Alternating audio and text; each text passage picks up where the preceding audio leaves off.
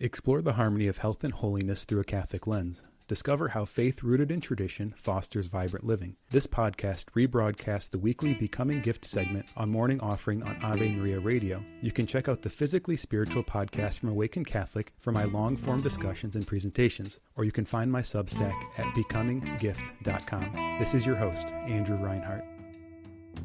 We're going through the process of the four major areas of focus on for health and holiness. These are connection, which is solitude versus friendship; nourishment, which is fasting versus eating; movement, which is rest versus exercise; and then labor, which is finding meaning and purpose versus managing stress. So we're here in the third axis of movement, and we're starting with pulling the lever toward rest.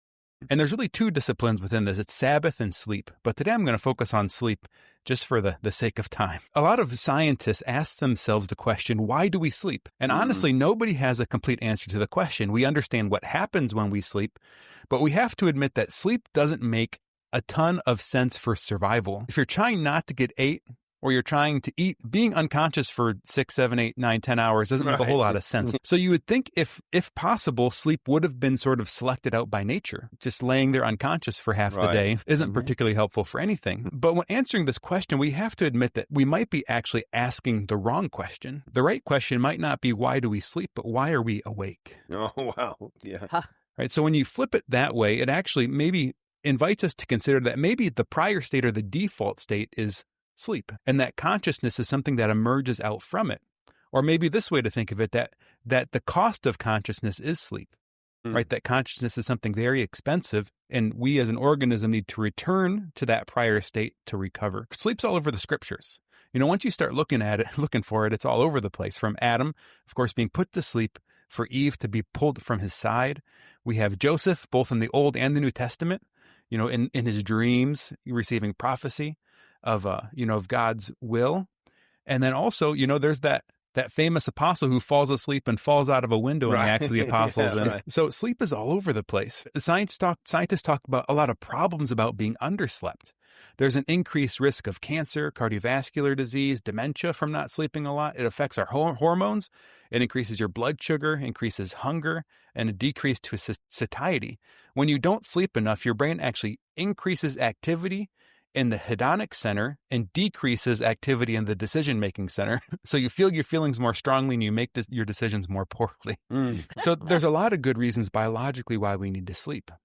So what happens when we sleep? One of I think the best findings of sleep in recent decades is the activation of this thing called the glymphatic system. The glymphatic system activates, and think of it like your brain getting a pressure wash. So when you fall asleep, after you fall asleep for all, your brain activates this glymphatic system and actually flushes your brain out. Wow. You know, when people talk about dementia, oftentimes they talk about this tau and beta amyloid, the stuff that sort of accumulates in the brain. Well, this glymphatic system actually flushes a lot of that out. When you sleep, also, there's a consolidation and organization of your memories. It helps you process your emotions and regulate your emotions. You know, so sleep is very important. And, you know, some saints, when they talk about sleep, they actually fasted from sleep. You know, monks even today will do vigils and nocturnes where they wake themselves up in the middle of the night or keep themselves up. And so it makes me wonder, like, should we force ourselves not to sleep as a form of asceticism? And I would actually propose that's not probably the ordinary path to holiness. I think some people receive a calling to do that. Some people, that's part of their vocation. But if we look at the design of the human body, it might not actually be the best plan. I would propose that in today's society, the real asceticism isn't sleeping less, it's sleeping more. Yeah. Especially as lights and technology have taken on, we sleep a lot less than our ancestors did just 100 years ago. You know, so there's no greater asceticism than putting yourself to bed, turning off the TV, putting the phone down, putting aside the worries of life, and just putting yourself to bed, almost like you're a child. And then another great form of asceticism is waking up, having a regular hour of rising. St. Jose Maria Escriva famously talks about the heroic minute, meaning it's that first minute when your alarm goes off and choosing to sort of pop out of bed, not to linger, to have a victory to start the day off. So I think the greatest forms of asceticism are putting yourself to bed at a regular hour and waking yourself up at a regular hour. Maybe you can't do that.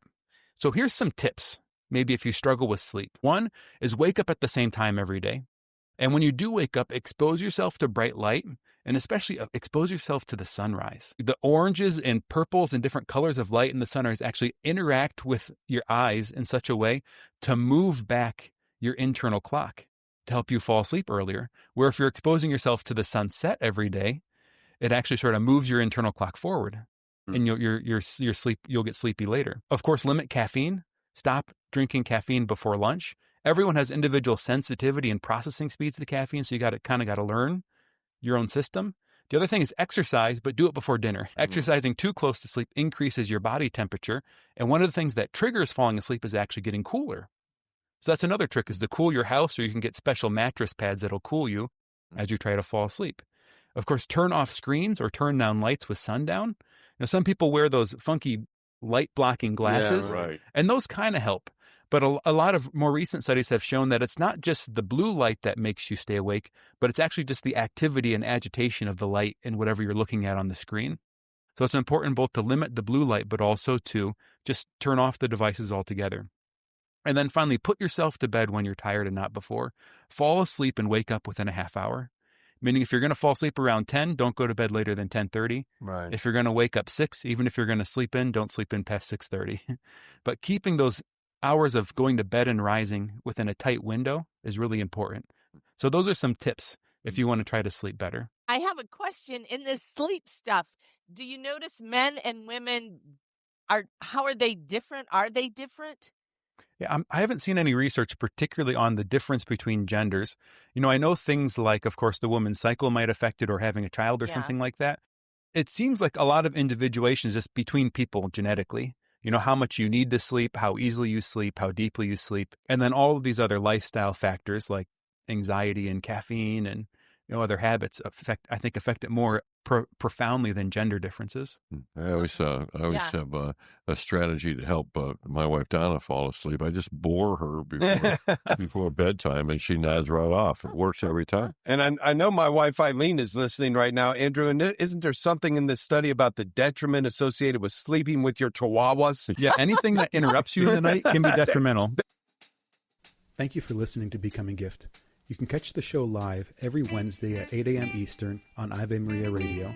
You can also find my long-form podcasts, discussions, and presentations on the Physically Spiritual podcast. Subscribe to my Substack at becominggift.com to find more from me, and don't forget to like and subscribe.